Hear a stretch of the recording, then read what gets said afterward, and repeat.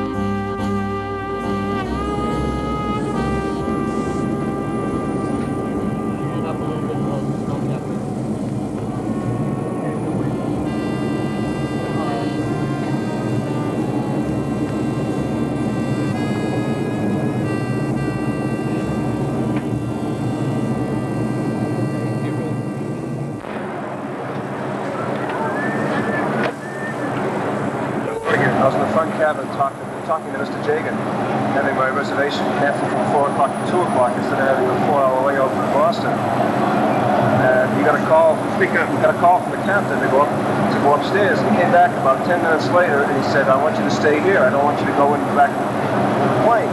He said, "There's a bomb aboard. We're flying to Denver." And at this point I said, "Was this an altitude bomb?" He said, "Yes, it is." So this is a threat that came out, some extortion threat that came out of Madrid.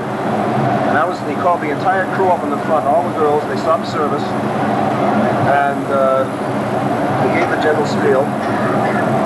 And Marge came looking for me. I was gone about a half an hour. She walked in the room, and nobody else in the plane knew about it yet. And I sat her down, I got Jake, and I said, she's up here right now, and everyone's breaking everything open. What's she going to do? She wants to know what's happening. So we told her. Now the two of us are white as a sheet, and we're sitting there waiting. Finally, about a couple minutes later, they announced it over the PA.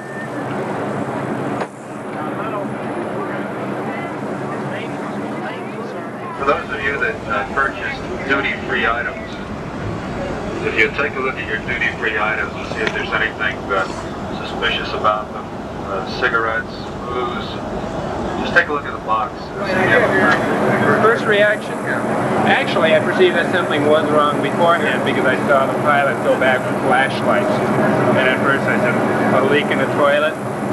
But I've been asking the pilots and the people what it was that they learned to determine that this was a legitimate threat. And apparently it was the sophistication of the call in terms of the altitude at which they said it would be detonated.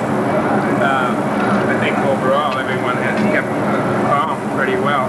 But if you notice, when the pilot first came on the air, you could feel the tension in his voice.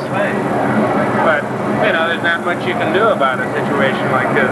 Ironically enough, if you look in the Time magazine that they have on board this plane, there's a big long article about security measures at airports and how much it's going to cost each airline and who's ultimately going to pay the price. They've been very direct and to the point about the seriousness of the situation. For example, the pilot came up to me and inquired whether my packages had been unattended at the airport. And I said, "What do you mean by that?" And he said, "Well, I mean this, it's your life. Were they unattended?" So they're not fooling around, but at the same time, everyone's behaving quite well. Thank you. Advised our hostesses to give you a snack service. Perhaps many of you are not hungry right now after this exciting search, but I would sincerely ask you to have something to eat, because I believe it's going to be quite a long flight from now on. Anyway, I have been ordered by our captain we will not land at any other airport than in Denver, Colorado. If we would go down in New York, we would be in New York perhaps in approximately a half an hour from now. From New York to Denver, Colorado, it takes approximately 3.5 to 4 hours. I don't have exactly the time planned now. very soon after this, after the captain is clear with his work, he's going to come on the PA and explain himself a little bit more clearly than I do. We would kindly ask you again, stay in your seats nice and calm, and have now a nice cup of coffee and a nice little sandwich. It's going to do very good for you. And I have been down at the Caribbean in the water, and I have been high in the sky jack, so I guess I just take it for granted that I can travel. Why do you continue to fly if there's so much bad luck with planes? Well, my best friends were all killed in automobiles. I guess the initial shock or the initial zinger, as they call it, is over. I hope sit back, relax. We'll get you there.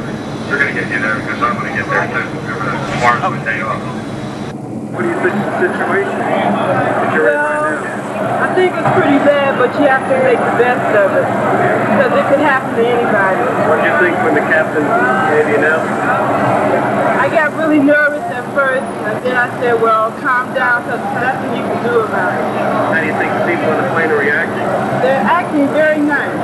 They're taking it very, very good. Everybody is calm, collected, and trying to talk to each other. We're going to make it, aren't we? We're going to make it. For those of you that are wondering, what are we going to do when we get in?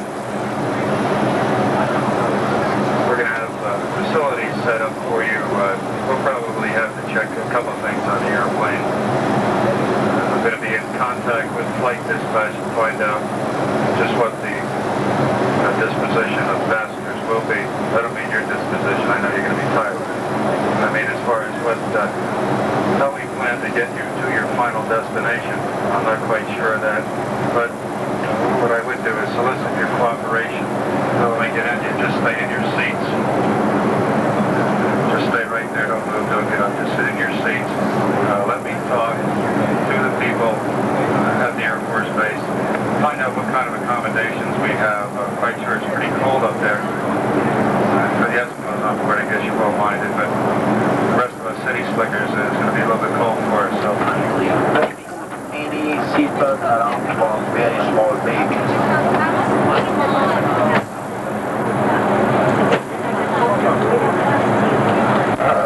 10 minutes before arrival, the captain is going to be at the PA and he's going to give us the last instruction.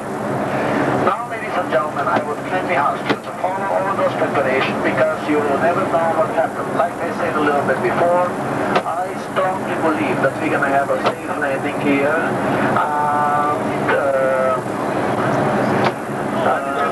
A nice song on our arrival anyway. However, we try to do everything possible just for our own safety and for your own safety in case any impact could be here, so we are prepared and we can go for it. In case we have to use the emergency doors, our hostesses, our cabin attendants will operate them as fast as possible. However, for this event, we would kindly ask you, take off your shoes.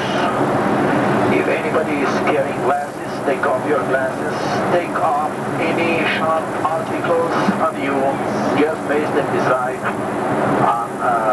on your seat. You wish you would smooth out?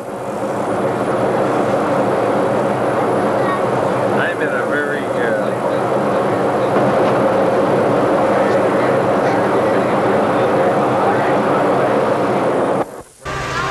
That's Rapid City. We'll be opening the doors here and a civilian police force or the FBI is going to come on board of this aircraft. Thank you. Oh boy, was this a day.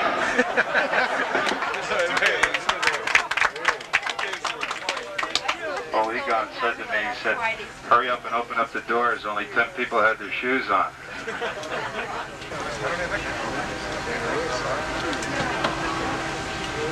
Early this morning, more than 20 hours after they had left Madrid, the passengers affected by that phony bomb threat aboard TWA Flight 903 finally landed at Kennedy Airport. One of the passengers, Fred Winograd of Jersey City, had his portable videotape equipment with him during the flight, and he began taping after the bomb threat was announced. Well, I'm not sure if it was the pilot, but someone got on and it might have been the service manager and said, May I have your attention, please? I have bad news for you. At that point, we thought we were going to land in Boston because of the weather or something like that, and he said something to the effect of, we have a report that allegedly there's a bomb on this plane.